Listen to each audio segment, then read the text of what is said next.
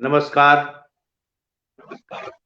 बिहार स्वाभिमान आंदोलन के इस महत्वपूर्ण पेज पर स्वामी विवेकानंद का स्मरण करते हुए, स्वामी विवेकानंद के अवदान का स्मरण करते हुए और स्वामी विवेकानंद के माध्यम से विश्व मंच पर जो हमारा भारत खड़ा हुआ था उसकी चर्चा करते हुए आज इस श्रृंखला में हम जानते हैं कि 12 जनवरी राष्ट्रवादी योद्धा सन्यासी स्वामी विवेकानंद की जयंती है और यह पूरा सप्ताह बिहार स्वाभिमान आंदोलन ने समर्पित कर दिया है स्वामी विवेकानंद के स्मरण के लिए, उनके विचारों के लिए, उनके अवदान के लिए और उनकी प्रासंगिकता के साथ ही साथ युवाओं के बीच उनके विचार का आदर्शात्मक संदर्भ किस तरह से प्रस्तुत हो कि हमारी युवा पीढ़ी प्रेरित हो, संस्कारवान हो, तो संस्कृत में।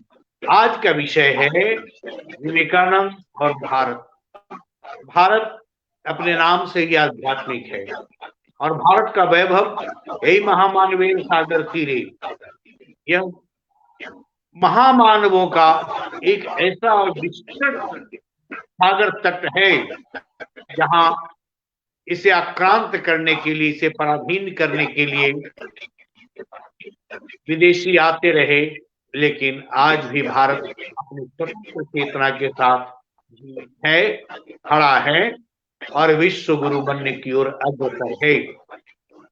इसके निर्माण में स्वामी विवेकानंद जैसे व्यक्तित्व का जो योगदान है, उनकी शिष्या सिस्टर निवेदिता कहती है, लिखती है, प्रखर शिष्या भगिनी निवेदिता कहती है, भारत ही स्वामी जी का महानतम भाव था, भारत ही उनके हृदय में धड़कता था, भारत ही उनकी धमनियों में प्रवाहित होता था, भारत ही उनका दीवा स्वप्न था और भारत ही उनकी सनक थी। इतना ही नहीं, वे स्वयं भारत बन गए थे, वे भारत की सजीव प्रतिमूर्ति थी, वे स्वयं ही साक्षात भारत, उसकी आध्यात्मिकता, उसकी पवित्रता, उसकी मेधा, उसकी शक्ति, उसकी अंतर्दृष्टि तथा उसकी नियति के प्रतीक बन गए। यह उनके साथ रहने वाली उनकी प्रिय शिष्या, खर शिष्या और भारतीय निष्ठा और भारतीय सेवा के लिए समर्पित हो गई एक विदेशी, ऐसी मातृशक्ति जो स्वामी विवेकानंद के ऊर्जावान, वेगवान, आध्यात्मिक भाव से प्रभावित हुई थी और उनके साथ भारत आ गई थी। भारत दर्शन करने के क्रम में विवेकानंद के साथ वह अनेक तीर्थों पर गई, जंगलों में घूमी, सागर तट पर गई और विवेकानंद के साथ निरंतर उसका संवाद होता रहा। उसने अपने अनुभवों को और अपने महान गुरु की सानिध्य को केंद्र में रखकर जिस ग्रंथ का निर्माण किया उसका नाम ही है माई भारत, माई इंडिया, मेरा भारत। जैसे सेल्यूकस की बेटी कार्नेली आती है और यहाँ से शौर्य पराक्रम से इतना प्रभावित हो जाती है कि वह गाने लगती है, अरुणियः मधुमय देश हमारा, जहाँ पहुंचे ज्ञान छिद्र को मिलता एक सारा। उसने भी कहा कि अरुणियः मधुमय देश हमारा। तो हम आत्मीयता, हमारा देश जिस तरह से जीता रहा है संपूर्ण संसार को, वसुधैव कुटुंबकम के दिव्य भाव को जीने वाला यह देश स्वामी विवेकानंद के माध्यम से जब शिकागो विश्व धर्म संसद में प्रवेश करता है, स्वामी विवेकानंद भारत के उस बोध का ज्ञान कराते हैं। My dear American sisters and brothers, मेरे प्यारे अमेरिकन भाइयों एवं बहन, पहला पदार्थ परिचय, भारत के संस्कार का परिचय, भारत की संस्कृति का परिचय, भारत के औदात्य का परिचय, ऐसा ही यह महान देश के संपूर्ण संसार की स्त्रियों को, संपूर्ण अमेरिका की महिलाओं को, स्त्रियों को वह बहन के रूप में और संपूर्ण पुरुषों को वह भाई के रूप में देख रहा है। यह प्रभावित हुआ था। स्वामी विवेकानंद के विचारों में ही भारत की राष्ट्रीय चेतना, भारत का गौरव, भारत का अध्यात्म, भारत की संस्कृति और भारत की आत्मा का रहस्य विद्यमान है। स्वामी जी के विचारों के महत्व और प्रासंगिकता को आज रेखांकित करना युवाओं के बीच बहुत ही आवश्यक है। आज मनुष्य का जीवन अनेक संकटों का सामना करने के लिए विवश है। इसका मूल कारण है अहम का भाव, मैंपन का भाव। सही अर्थ में उसके भीतर जो चैतन्य आत्मा है, उसके भीतर जो शक्तिवान परमात्मा है, उसका उसे बोध नहीं हो पाता है। स्वामी विवेकानंद लगातार मनुष्य के भीतर इस बोध को जागृत करने के लिए समर्पित रहे और अपने समय की चुनौतियों को वे स्वीकारते रहे। चुनौतियों को स्वीकारते हुए वे लगातार कहते हैं भारत के विकास के लिए वे त्याग और सेवा को सबसे ज्यादा आदर्श मानते थे और इसी के केंद्र में रखकर संपूर्ण जीवन उन्होंने काम किया। आज जब स्वामी विवेकानंद और भारत की हम बात करते हैं, जैसे विश्व कवि रविंद्रनाथ ठाकुर ने कहा कि भारत को जानना हो तो स्वामी विवेकानंद के साहित्य का अनिवार्य है। उनके साहित्य को पढ़ते हुए हम भारत को जान सकते हैं, समझ सकते हैं। आज इस महत्वपूर्ण पटल पर संवाद करने के लिए हमारे बीच न केवल मानस के ज्ञाता बल्कि भारतीय आध्यात्मिक चेतना और सांस्कृतिक विरासत को अपनी आत्मा में, अपनी चेतना में, अपने प्राण में, अपने हृदय में सजोकर निरंतर साहित्य सृजन करते रहते हैं, निरंतर संवाद करते रहते हैं और अपनी सकारात्मकता के साथ, अपनी सात्विकता के साथ, बल्कि अपने उन महान पूर्वजों के बोध के साथ समाज के निर्माण में साहित्य के माध्यम से, विचार के माध्यम से लगे रहते हैं। जाने माने कवि, लेखक, आलोचक और मानस के ज्ञाता डॉक्टर अरुण सज्जन पटल पर उपस्थित हैं अपने विचार के साथ। बहुत बहुत आपका स्वागत है, अभिनंदन है। एक विद्वान वक्ता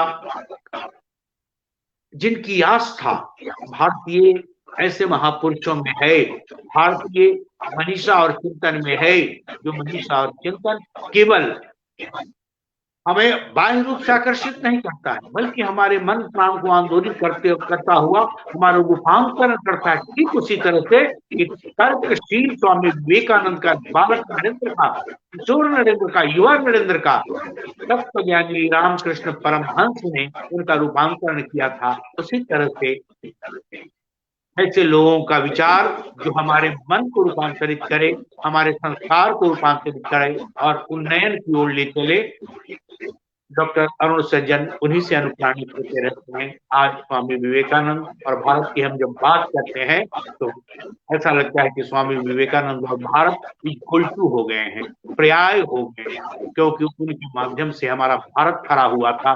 पूरी करुणा के साथ डॉक्टर अरुण सज्जन जी, आप इस संदर्भ में अपने विचार को। बहुत बहुत धन्यवाद आदरणीय डॉक्टर संजय पंकज जी। अभी अभी मंच पर न जाने कितने सम्मान, उपमान, उपमा और बहुत सारे शब्दों का उन्होंने जो मेरे लिए प्रयोग किया है, मैं उनके प्रति अपना आभार व्यक्त करता हूं। यह उनका बड़प्पन है, यह उनकी ये दृष्टि है जो उन्होंने मुझे इस नज़र से, इस दृष्टि से देखा और इन शब्दों में मेरे बारे में परिचय दिया है। मैं पुनः पुनः आपके प्रति और आज जो यह कार्यक्रम घटित हो रहा है, अपने अनुज अमित रंजन जी के प्रति और इस संस्था के प्रति मैं आभार व्यक्त करता हूं, धन्यवाद देता हूं और बधाई देता हूं कि उन्होंने इस प्रकार का विषय का चयन किया है और एक पखवाड़ा तक इस संकल्प को पूरा करने का दृढ़ निश्चय किया है। मैं कोटि कोटि उन्हें अपनी ओर से बधाई देता हूं, शुभकामना देता हूं और ईश्वर से प्रार्थना करता हूं कि यह दृढ़ संकल्प, यह जो अभियान है बिल्कुल सफल नहीं सफलतम होगा। ऐसी शुभकामना के साथ मैं अपनी बात स्वामी विवेकानंद जी के संदर्भ में कुछ प्रस्तुत करना चाहूंगा।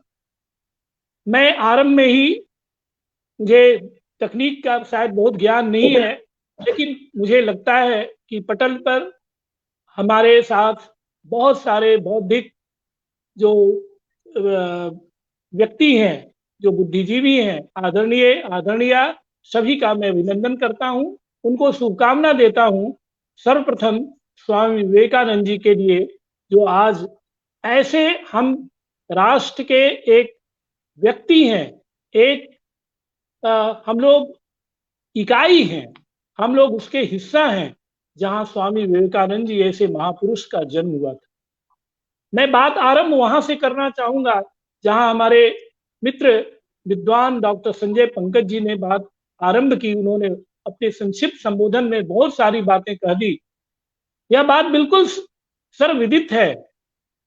1893 या 1863 में, 12 जनवरी 1863 में विवेकानंद जी का जन्म होता है। लेकिन हमें ऐसा लगता है कि उनका जन्म न जाने कई वर्षों पूर्व यहाँ हो चुका था। चूंकि हम लोग जानते हैं कि व्यक्ति का शरीर ही केवल नहीं होता है, वह तो एक काया है, वह एक भौतिक काया है। उनके विचार का बुनियाद उस समय भी और आज तो फलीभूत हो ही रहा है, और वह है सार्वभौमिकता और सहिष्णुता, जिसका जिक्र, जिसकी चर्चा हमारे अग्रज डॉक्टर संजय पंकज जी ने किया।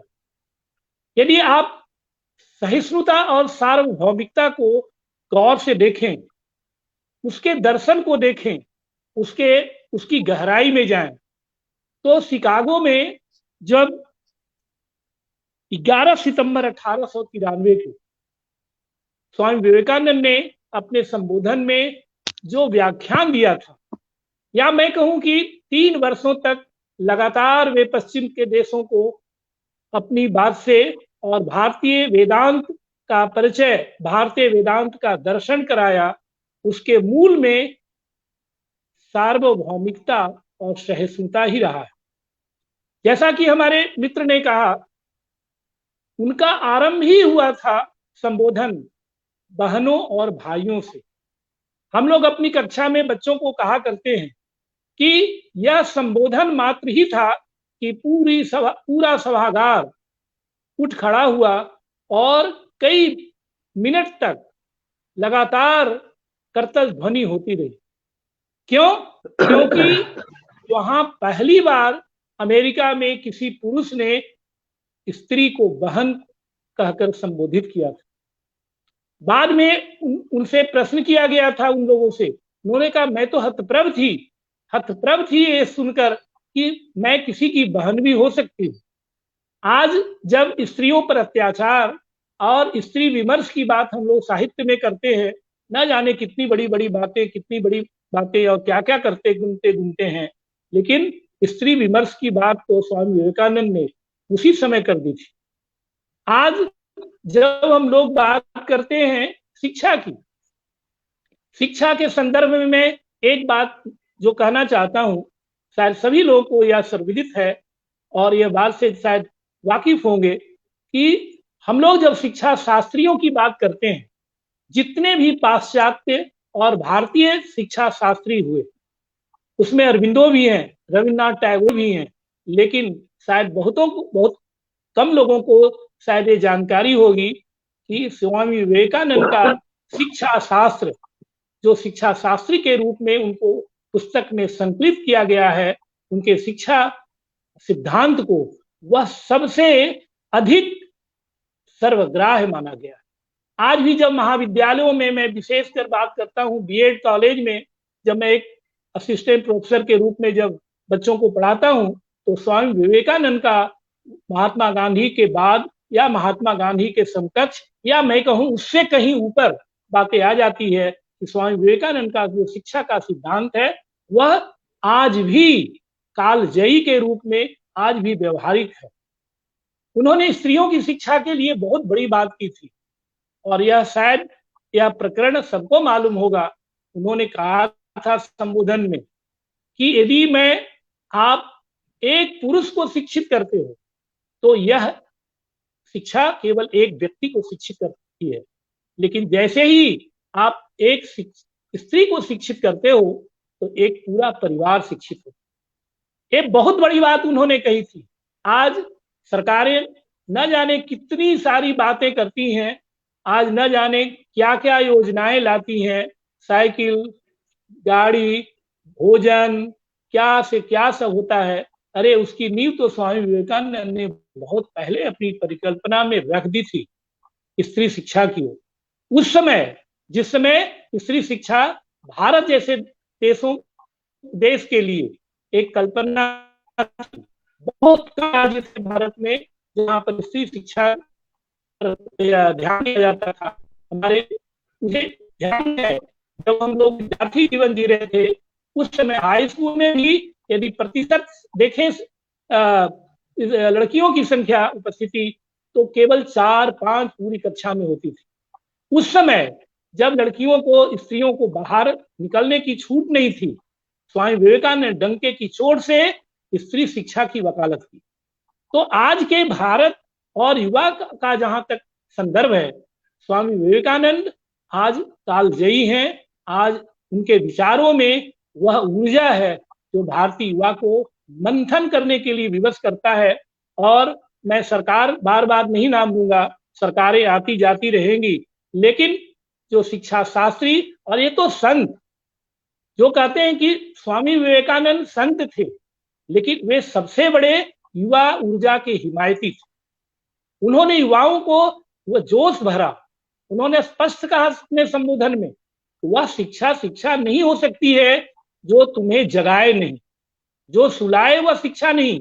बाद में प्रेमचंद, शायद मैं नाम ले रहा हूं, यह कहीं ना कहीं उनकी परिभाषा में शिक्षा में आ जाती है बात कि जो सुलाए वह शिक्षा और साहित्य नहीं। लेकिन शिक्षा की जो मौलिक जो धारणा थी, जो परिकल्पना थी, स्वामी विवेकानंद का यह बीजारोपण था।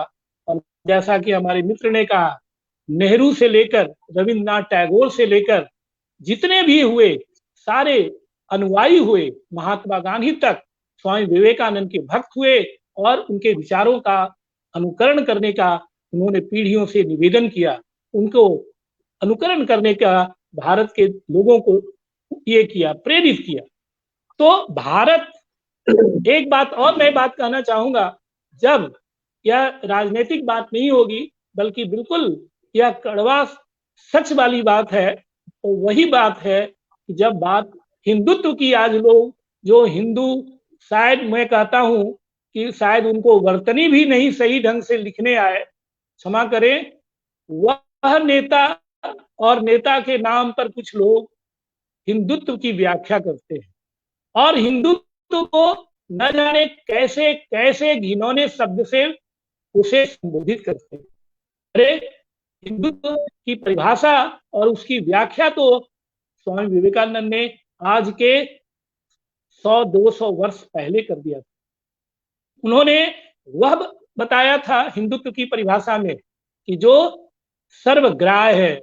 उन्होंने सभी धर्मों का आदर करना सिखाया था स्वामी जी ने। उन्होंने ईसाई धर्म, उन्होंने विश्व के सारे धर्मों का अध्ययन किया था और उन्होंने अपने संबोधन में कहा था, मैं सभी धर्मों का आदर करता हूं, लेकिन मुझे गर्व है कि मैं हिंदू हूं। क्योंकि हिंदू जो वह यह है कार्यशैली है, वह जीवन शैली है, वह सबों को साथ लेकर के वह सहिष्णुता का पाठ पढ़ाता है। वह सार्वभौमिकता का अर्थ क्या, जो सबों को समेट कर, जो आज फिर मैं कहूंगा कि नेताओं की बहुत बड़ी बड़ी बातें होती है, बहुत बड़े बड़े नारे लगते हैं, वह बातें उन्होंने पहले बात कही थी, उसका बीज उन्होंने उसी समय लगा दिया था, बो दिया था कि हमारी सहिष्णुता और सार्वभौमिकता ही हमारा मूल मंत्र है। हम साथ चले, सबका साथ सबका विकास का जो नारा है, यह कहीं न कहीं हमारे प्रधानमंत्री जी का, जो हमारे वो स्वामी विवेकानंद के परम भक्त भी कहे जाते हैं और कहते हैं और हैं, उनका ही कहीं न कहीं सपनों का वो उजागर करने का और उस पर चलने की बात आती है। बहुत सारी बातें हैं स्वामी विवेकानंद के विषय में।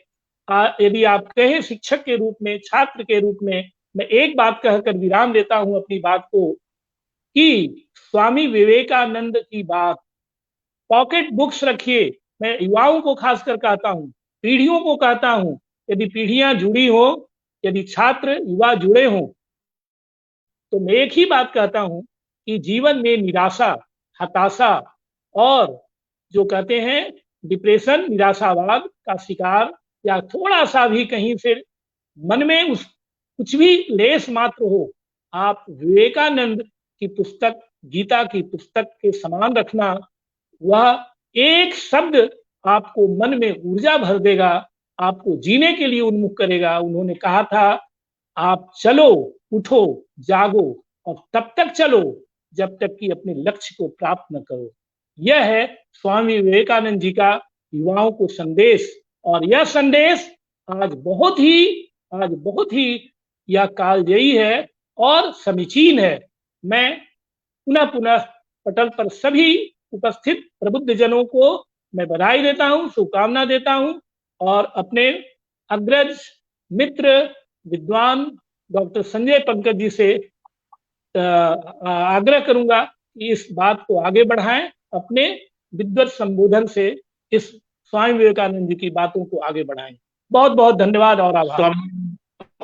स्वामी विवेकानंद की शैक्षणिक दृष्टि के ऊपर विस्तार से प्रकाश डालते हुए डॉक्टर अरुण सज्जन जी ने जो बातें कही और विवेकानंद जी को उस संबोधन का जिक्र किया जिस संबोधन से संपूर्ण अमेरिका ही नहीं संपूर्ण विश्व के धर्मावलंबी खास और आम सब चमत्कृत हुए थे, प्रभावित हुए थे। भाइयों और बहनों का संबोधन यह भारत का चरित्र है, आत्मवत् सर्वभूतेषु, और भारत का प्रतिनिधित्व कर रहे थे स्वामी विवेकानंद। स्वामी विवेकानंद वहां भारत को प्रक्षेपित कर रहे थे, भारत को प्रस्तुत कर रहे थे, भारत उनके माध्यम से ध्वनित हो रहा था। यह भारत का चरित्र है, यह भारत का संस्कार और संस्कृति है कि वह आत्मभक्त भूतेषु, वह सभी जीवों में, जड़ चेतन सब में, शाश्वत और अविनाश सब में वह शिवत्व के दर्शन करता रहा है लगातार। विवेकानंद मनुष्य बनाने पर जोर देते थे। वे एक बार उनके सामने धन का संकट आया, अपने गुरु रामकृष्ण परमहंस से जाकर उन्होंने कहा कि मुझे धन चाहिए ताकि मेरे परिवार का भरण पोषण हो सके। रामकृष्ण परमहंस ने कहा कि जा मां से मांग ले। मां से तात्पर्य उनका उस शक्ति से था, उस काली से था, उस दैवीय चेतना से था जिसके अधीन हम सब हैं। संपूर्ण संसार है, संपूर्ण जगत है। स्वामी विवेकानंद गए, मंदिर का पट बंद किया और ध्यान लगाते ही जो अस्फुट शब्द उनके मुंह से निकले, मां मुझे ज्ञान दे, विवेक दे, वैराग्य दे, मां मुझे मनुष्य बना दे। वे लौटे। परमहंस जी ने पूछा कि मां से धन मांग लिया? उनकी लीला थी, जैसे सब कुछ देख रहे हो।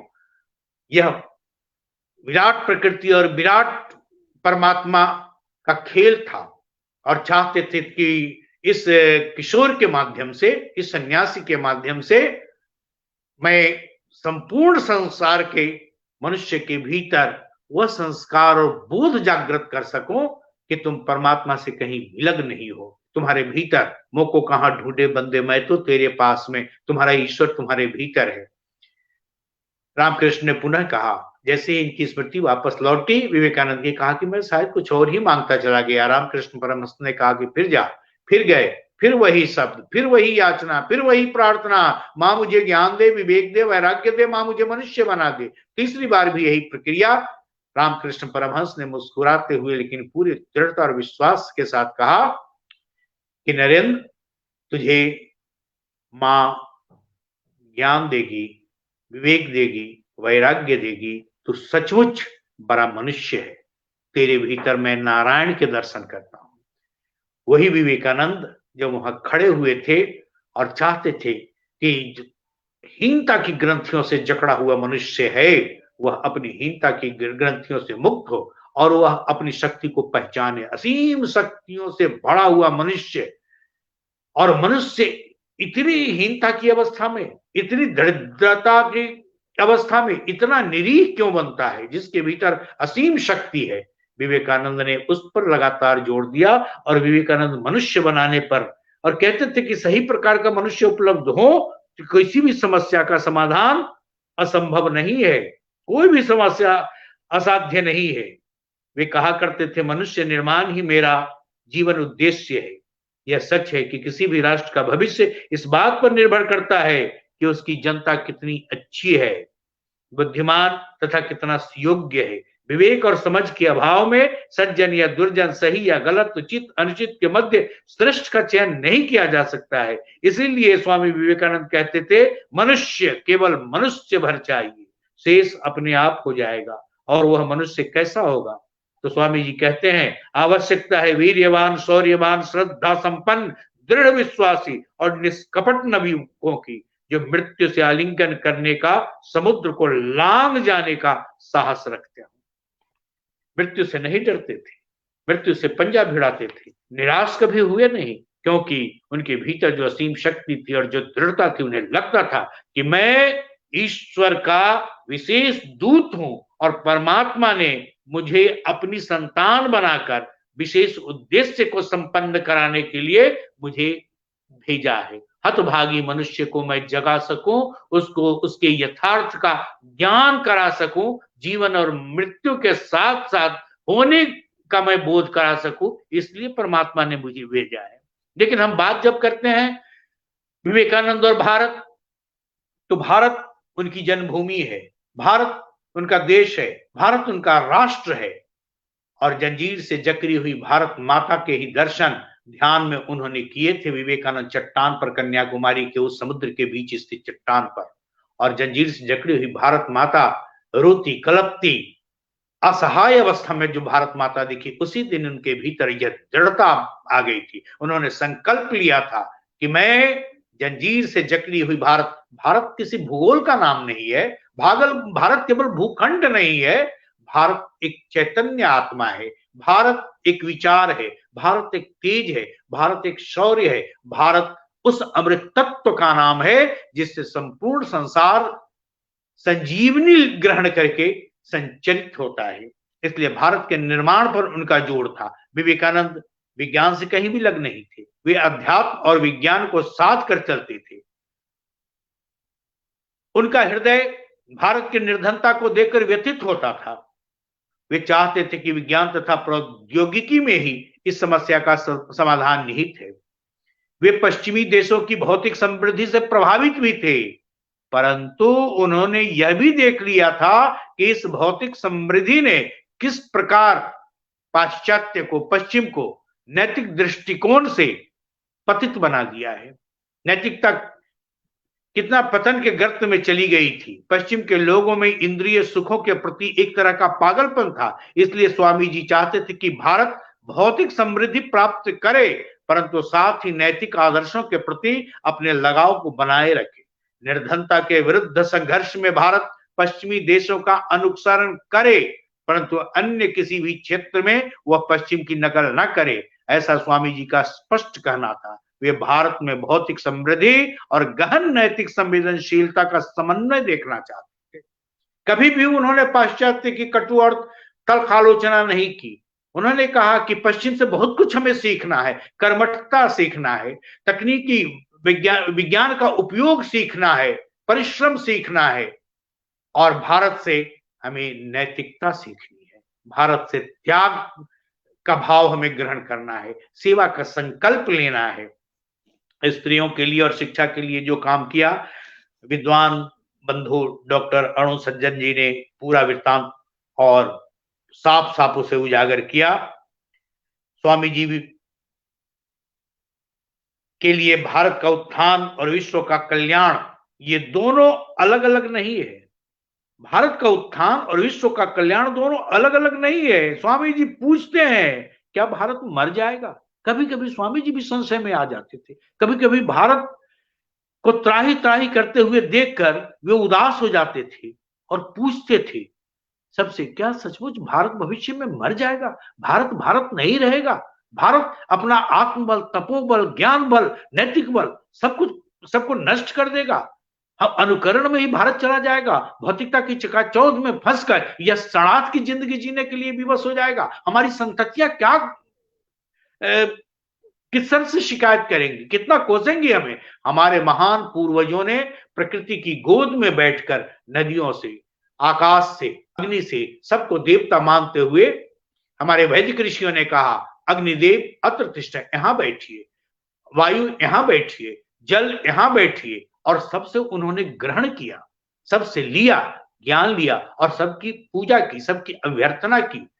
हमारे महान पूर्वजों ने अपनी साधना से जिस भारत के वैभव को शिखर पर पहुंचाया था, स्वामी विवेकानंद अपने समय के भारत की हीनता को देखकर, उसकी पराधीनता को देखकर, पराधीनता से भी ज्यादा भारत की जड़ता को देखकर, भारत की कायरता, क्लीबता, नपुंसकता को देखकर त्राही त्राही करते, उनकी आत्मा रो पड़ती थी और वे प्रश्न करते थे, क्या भारत मर जाएगा? और स्वयं ही उत्तर देते थे, यदि ऐसा हुआ तो संसार से सारी आध्यात्मिकता का समूल नाश हो जाएगा। अर्थात भारत आध्यात्मिकता का केंद्र है, भारत का आध्यात्मिकता का स्रोत है। सारे सदाचार पूर्ण आदर्श जीवन का विनाश हो जाएगा, धर्म के प्रति सारी मधुर सहानुभूति समाप्त हो जाएगी। ये विवेकानंद कहते थे, भारत अगर मरेगा तो क्या क्या नष्ट हो जाए, सारी भावुकता का भी लोप हो जाएगा और उसके स्थान पर काम रूपी देव और विलासता रूपी देवी राज करेंगे। धन उनका पुरोहित होगा, छल, पाशविक बल और प्रतिद्वंदिता यही उनकी पूजा पद्धति होगी और मानव की आत्मा उनकी बलि सामग्री हो जाएगी। विवेकानंद स्वयं ही उत्तर देते थे कि अगर सचमुच भारत भारत नहीं रहेगा, भारत अपने ऐश्वर्य को, वैभव को और समृद्ध अतीत की विरासत को खो देगा, गंवा देगा, दिशाहीन होकर। जैसे मैं यही आचार्य जानकी वल्लभ शास्त्री की इन पंक्तियों को दोहराऊं कि देश दुनिया का था सिरमौर, हम ही भूल गए, नजर गगन में गड़ाई की जमी भूल गए।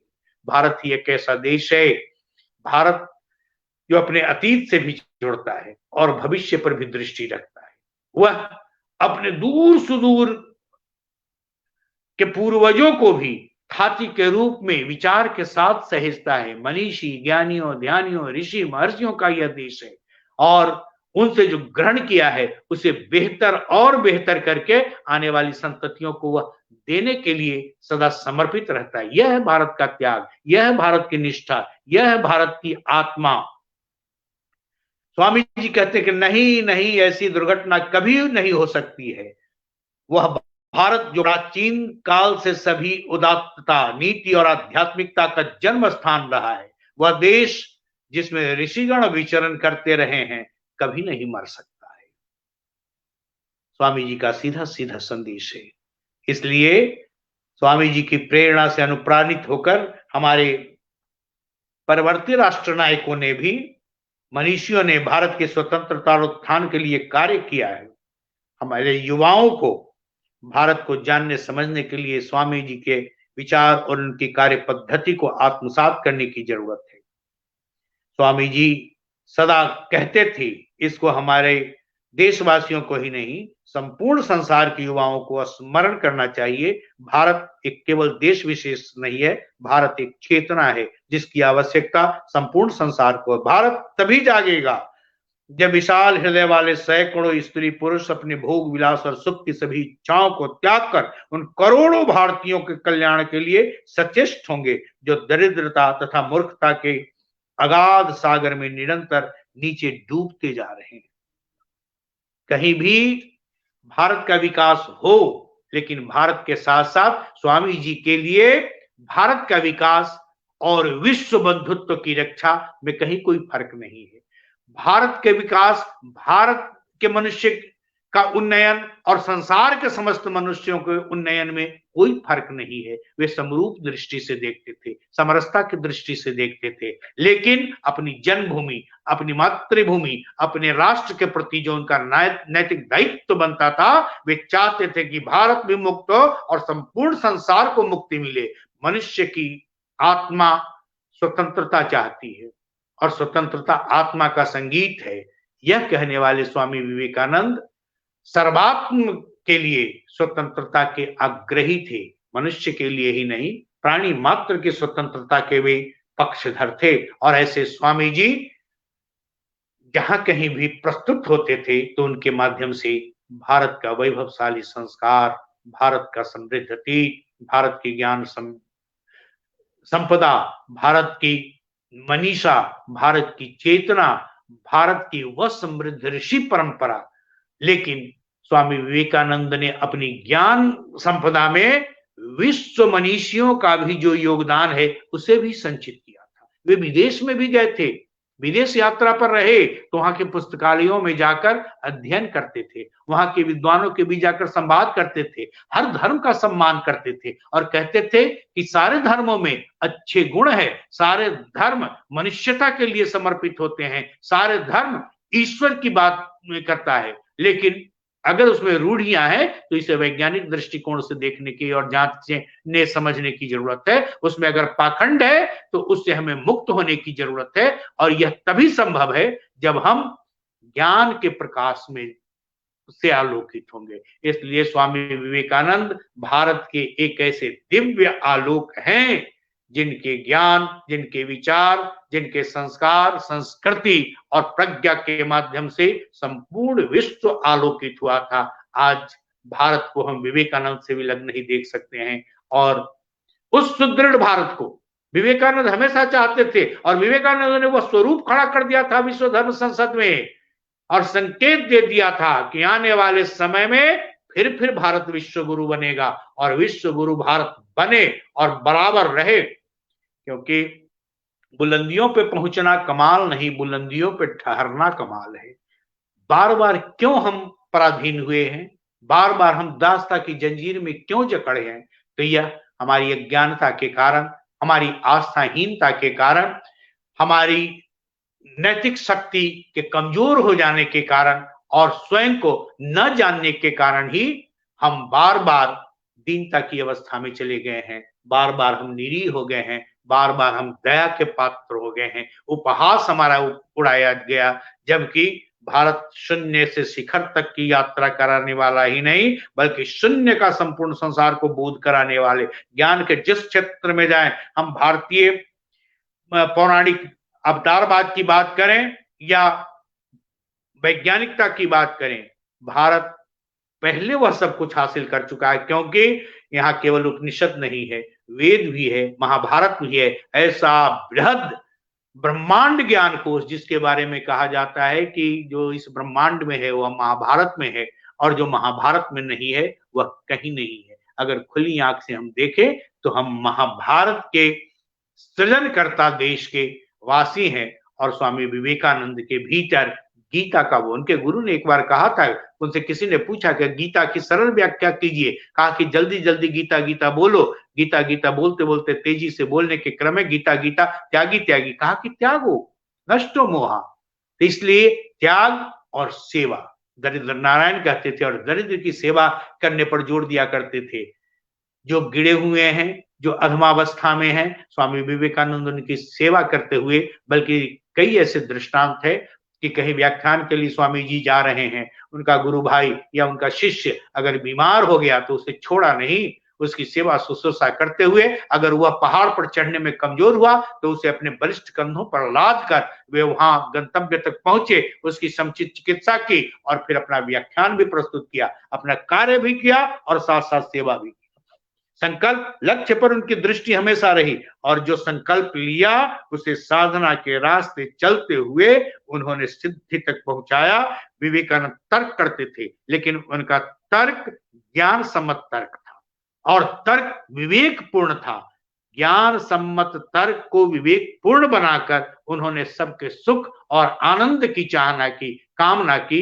केवल भारत के सुख और आनंद की ही चाहना वे नहीं करते थे, संपूर्ण मनुष्यता के सुख और आनंद की चाहना करते थे।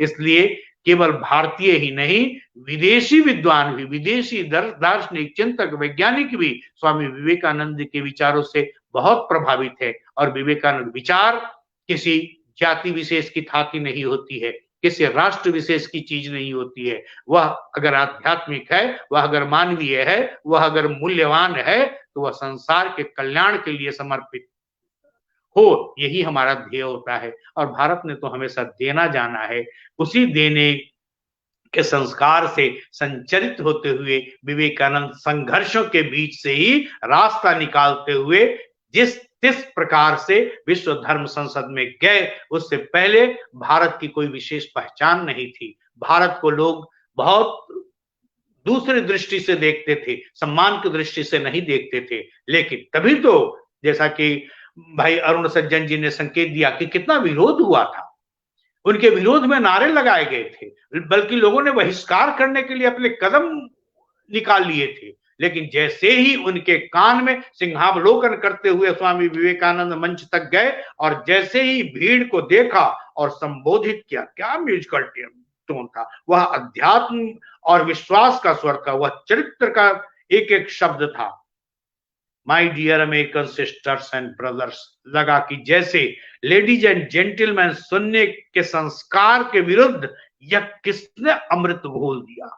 My dear American sisters and brothers, जिसके कदम जहां जैसे उठे थे वहीं थमक गए, जिसके हाथ विरोध के लिए ऊपर उठा चाहते थे वहीं जड़ हो गए, और लगातार तालियों की गड़गड़ाहट कई मिनट तक होती रही।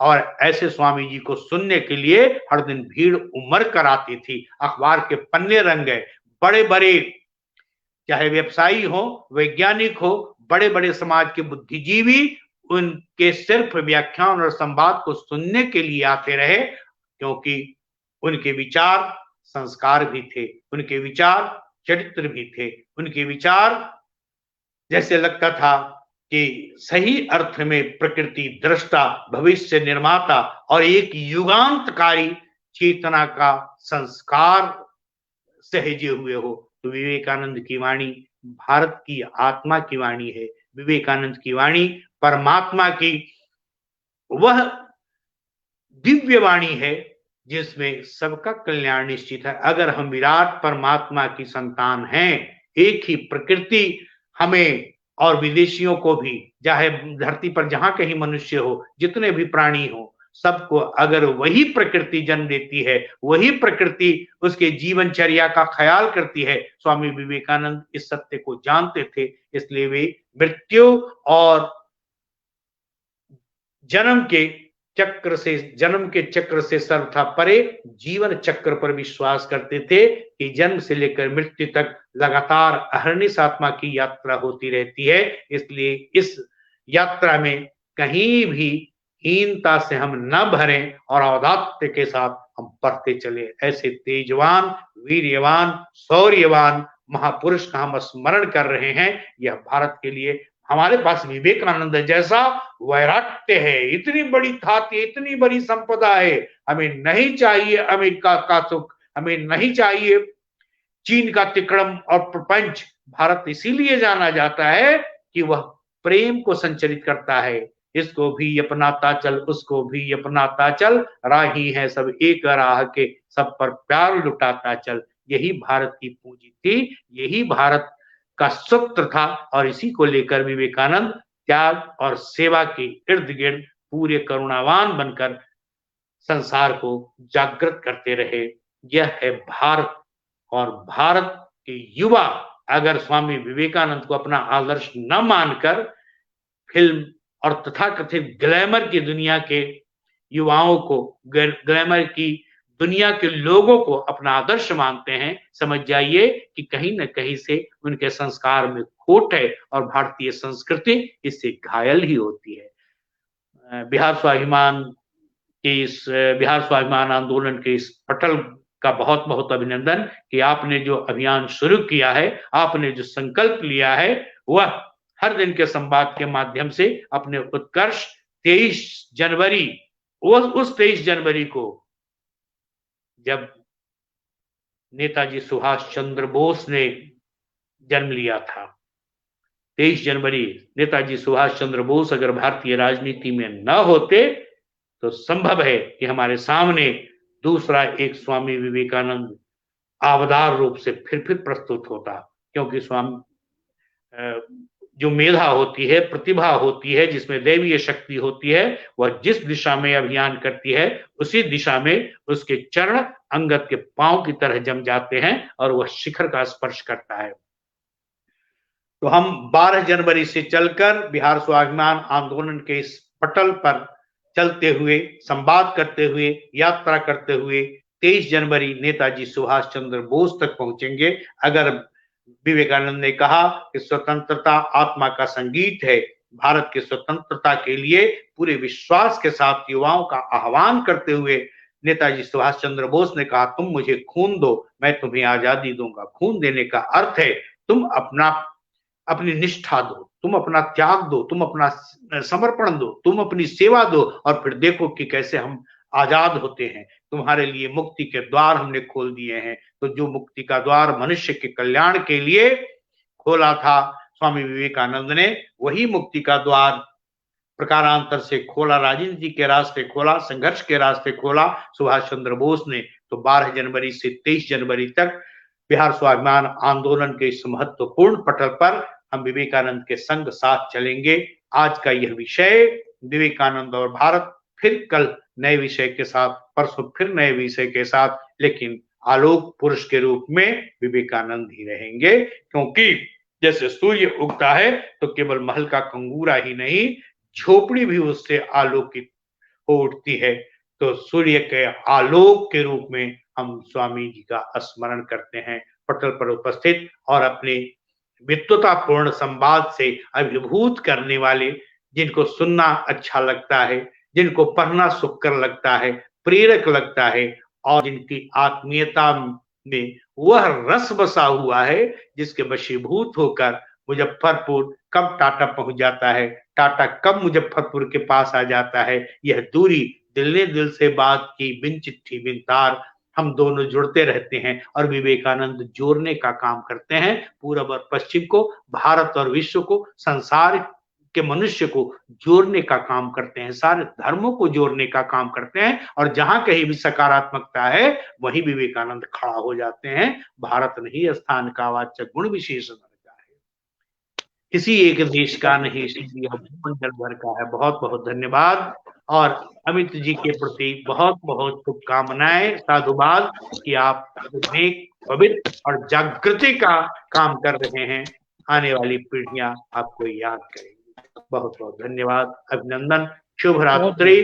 फिर सूरज स्वागत करते हुए नएपन, चटकेपन और ऊर्जावान होकर हम जगे, और फिर जगे हम लगे जगाने विश्वलोक में फैला आलोक। विवेकानंद ने जो आलोक दिया है उसे हम प्रक्षेपित करें। धन्यवाद।